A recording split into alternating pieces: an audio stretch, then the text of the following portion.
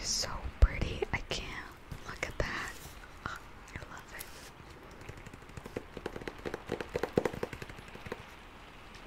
She's supposed to go right there. You can see the books right there. But we need her, so.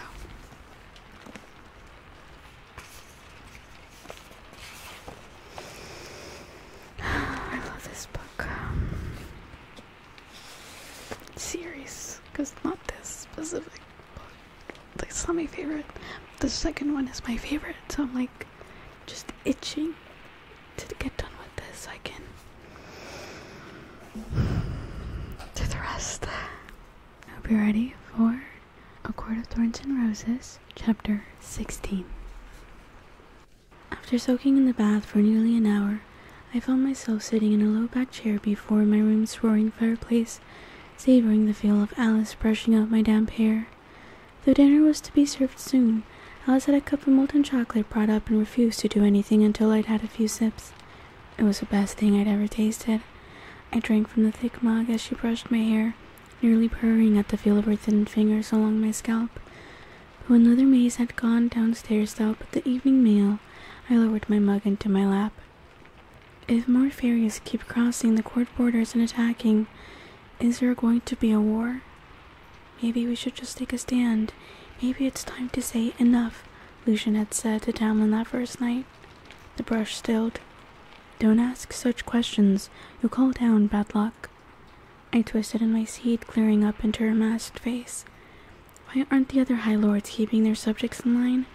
Why are these awful creatures allowed to roam wherever they want? Someone began telling me a story about a king in Highburn. Alice grabbed my shoulder and pivoted me around. It's none of your concern. Oh, I think it is. I turned around again, gripping the back of the wooden chair. If this spills into the human world, if there's war or this blight poisons our lands. I pushed back against the crushing panic. I had to warn my family, had to write to them soon. The less you know, the better. Let Lord Tamlin deal with it. He's the only one who can. The cereal had said as much. Alice's brown eyes were hard, unforgiving. You think no one would tell me what you asked the kitchen to give you today? Or realize what you went to trap? Foolish, stupid girl. Had the cereal not been in a benevolent mood, you would have deserved the death it gave you. I don't know what's worse, this or your idiocy with the buka. Would you have done anything else? If you had a family, I do have a family. I looked her up and down. There was no ring on her finger. Alice noticed my stare and said, My sister and her maid were murdered nigh on 50 years ago, leaving 2 younglings behind. Everything I do, everything I work for is for those boys. So you don't get the right to give me that look and ask me if I would do anything different, girl. Where are they? Do they live here? Perhaps that was why there were children's books in the study. Maybe those 2 small shining figures in the garden. Maybe that had been them. No, they don't live here, she said too sharply. They're somewhere else, far away. I considered what she said, then cocked my head. Do fairy children age differently? If their parents had been killed almost 50 years ago, they could hardly be boys. Some age like you and can breed as often as rabbits, but there are kinds, like me, like the High Fae, who are rarely able to produce younglings. The ones who are born aged quite a bit slower. We all had a shock when my sister conceived the second one, only 5 years later, and the eldest won't even reach adulthood until he's 75, but they're so rare, all our young are, and more precious to us than jewels or gold. She clenched her jaw tightly enough that I knew that was all I would likely get from her. I didn't mean to question your dedication to them, I said quietly. When she didn't reply, I added, I understand what you mean, about doing everything for them. Alice's lips thinned, but she said, The next time that fool Lucian gives you advice on how to trap the cereal, you come to me. Dead chickens, my sagging ass. All you needed to do was offer it a new robe, and it would have groveled at your feet. By the time I entered the dining room, I'd stopped shaking, and some semblance of warmth had returned to my veins. High Lord of Prynthian or no, I wouldn't cower. Not after what I'd been through today. Lucian and Tamlin were already waiting for me at the table. "Good evening," I said, moving to my usual seat. Lucian cocked his head in a silent inquiry, and I gave him a subtle nod as I sat. His secret was still safe, though he deserved to be walloped for sending me so unprepared to the cereal. Lucian slouched a bit in his chair. "I heard you two had a rather exciting afternoon. I wish I could have been there to help." A hidden, perhaps half-hearted apology, but I gave him another little nod. He said with forced lightness, "Well, you still look lovely, regardless of your hill-sent afternoon." I snorted. I'd never looked lovely a day in my life. I thought fairies couldn't lie. Tamlin choked on his wine, but Lucian grinned. "That scar is stark and brutal." "Who told you that?" "Everyone knows it," I said, piling food on my plate even as I began wondering about everything they'd said to me so far, every statement I'd accepted as pure truth. Lucian leaned back in his chair, smiling with feline delight. "Of course we can lie. We find lying to be an art, and we lied when we told those ancient mortals that we couldn't speak an untruth.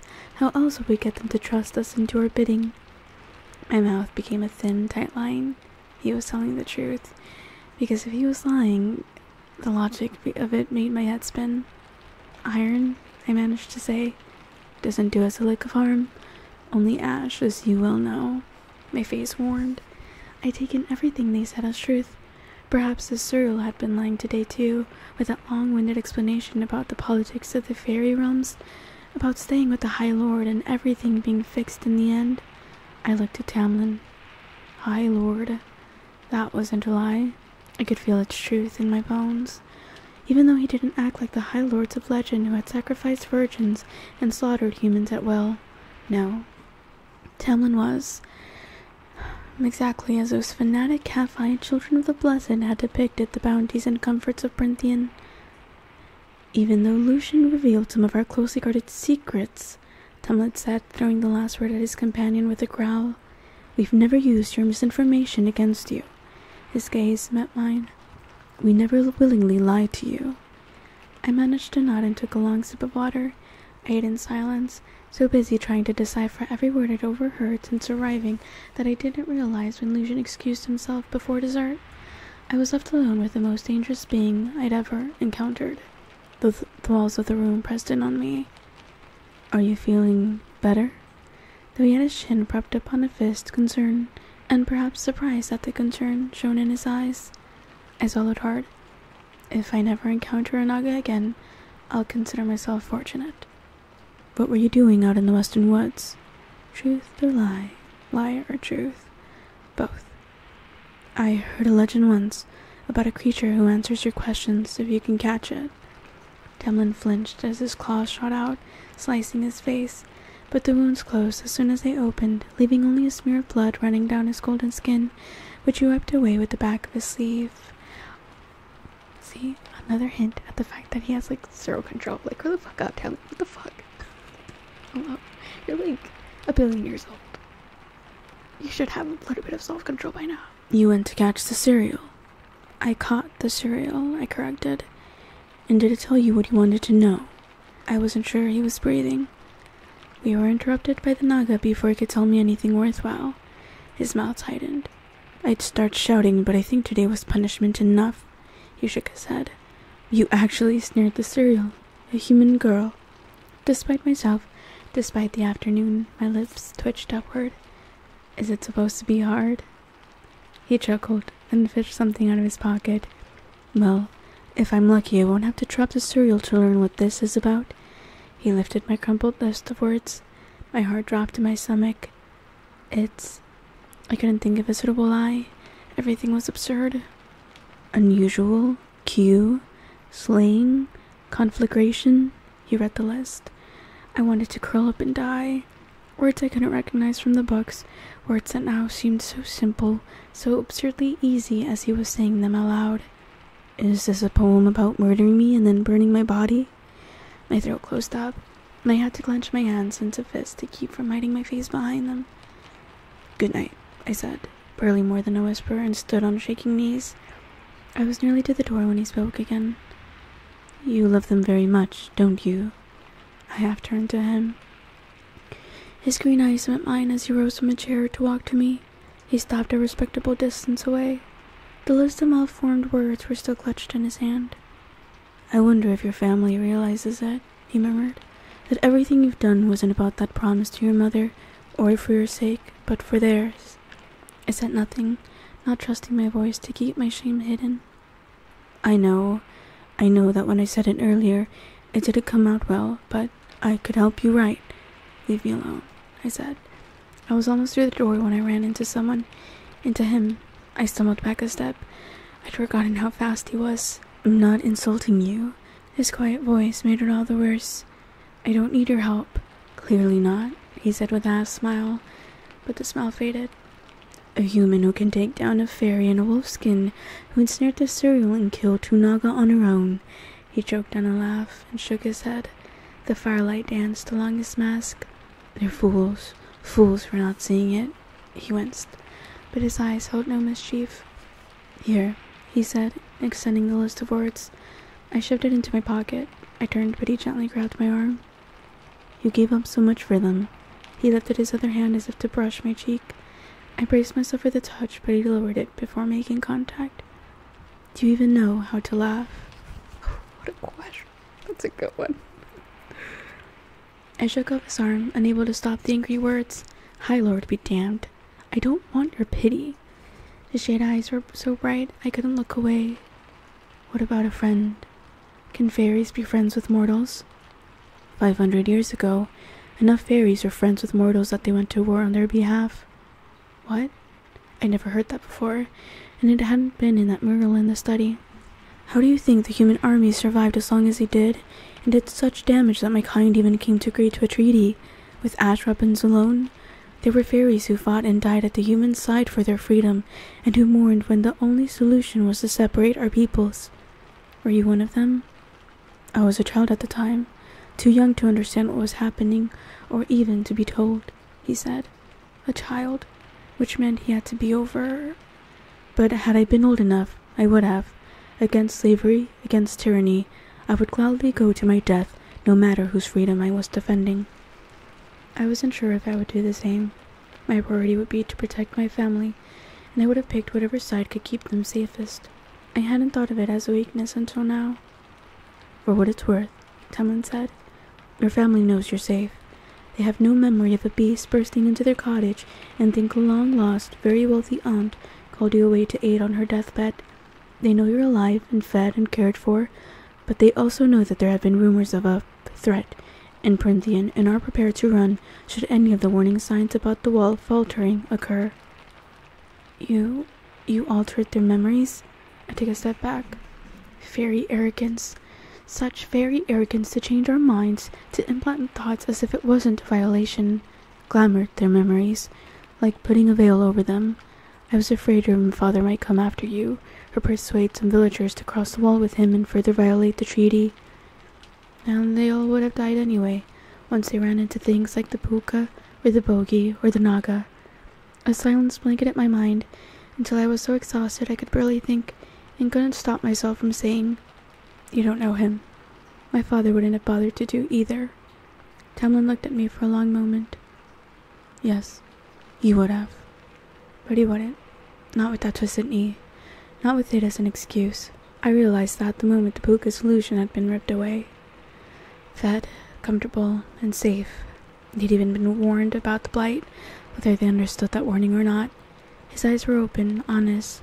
He had gone farther than I would have ever guessed toward assuaging. Assuaging. I never seen that word written. Sorry. He had gone further than I would have ever guessed toward assuaging my every concern. "You truly warned them about the possible threat?" A grave nod. "Not an outright warning, but it's woven into the glamour on their memories, along with an order to run at the first sign of something being amiss. Fairy arrogance, but he had done more than I could. My family might have ignored my letter entirely. Had I known he possessed those abilities, I might have even asked the High Lord to glamour their memories if he hadn't done it himself. I truly had nothing to fret about, save for the fact that they'd probably forget me sooner than expected. I couldn't entirely blame them. My vow fulfilled, my task complete. What was left for me? The firelight danced on his mask, warming the gold, setting the emeralds glinting. Such color and variation. Colors I didn't know the names of. Colors I wanted to catalog and weave together. Colors I had no reason not to explore now. Paint, I said, barely more than a breath. He cocked his head and I swallowed, squaring my shoulders. If it's not too much to ask, I'd like some paint. And brushes. Tamlin blinked. You like art? You like to paint? His stumbling words weren't unkind. It was enough for me to say, yes. I'm not any good, but if it's not too much trouble, I'll paint outside so I don't make a mess, but outside, inside, on the roof, paint wherever you want, I don't care, he said. But if you need paint and brushes, you'll also need paper and canvas. I can work, help around the kitchen or in the gardens to pay for it. You'd be more of a hindrance. It might take a few days to track them down, but the paints, the brushes, the canvas, and the space are yours. Work wherever you want. This house is too clean anyway. Thank you. I mean it, truly. Thank you. Of course. I turned, but he spoke again. Have you seen the gallery? I blurted. There's a gallery in this house? He grinned. Actually grinned, the High Lord of the Spring Court. I had it closed off when I inherited this place. When he inherited a title he seemed to have little joy in holding. It seemed like a waste of time to have the servants keep it cleaned. Of course it would, to a trained warrior, he went on. I'm busy tomorrow, and the gallery needs to be cleaned up, so the next day. Let me show it to you the next day. He rubbed out his neck, faint color creeping into those cheeks of his, more alive and warm than I'd yet seen them. Please, it would be my pleasure. And I believed him that it would. I nodded dumbly. If the paintings along the halls were exquisite, then the one selected for the gallery had to be beyond human imaginings. I would like that, very much. He smiled at me still, proudly and without restraint or hesitation. Isaac had never smiled at me like that. Isaac had never made my breath catch, just a little bit. The feeling was startling enough that I walked out, grasping the crumpled paper in my pocket, as if doing so could somehow keep that answering smile from tugging on my lips. Gee, Vera. Wow, that's crazy.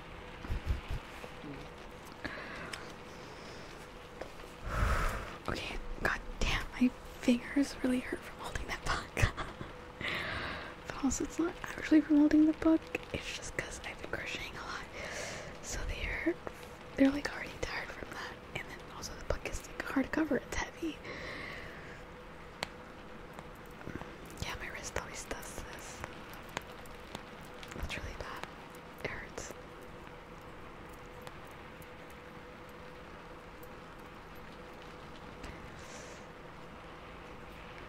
Oh, my fingers really hurt. Alright, that was chapter 15, was it? Okay. Well, so, yeah, it's so interesting reading ACOTAR because Farah feels a lot like Katniss in like a lot of ways. She's just like has such a low tolerance for anything that isn't specifically associated or necessary with the survival of her and her family. And I just find that so interesting. Such an interesting parallel. I don't know about, parallel. Just similarity. Hunger Games is also a really good book series. We could do a reread, and that's a lot more sad though. Like, not nearly as like happy and like fun at times. It's just sad. So I don't know how much people would enjoy that, but it's an option until I start getting cease and desist letters from like all these different publication companies. When that happens, we'll just burn that bridge when we get to it, I think. But thank you so much for reading with me. Thank you so much for watching. I hope you have a good week. I hope I see you soon in the next video. Let me know down in the comments below if you're reading ACOTAR and Twilight, or if you're just reading ACOTAR. I'm just genuinely curious to see like the ratio.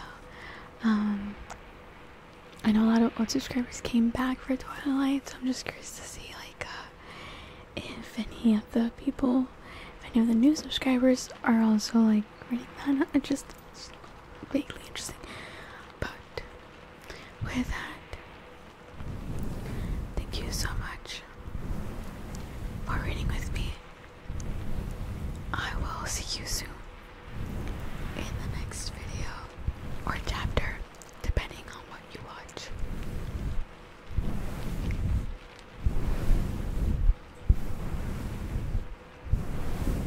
I'll be happy to have you either way. Rest well.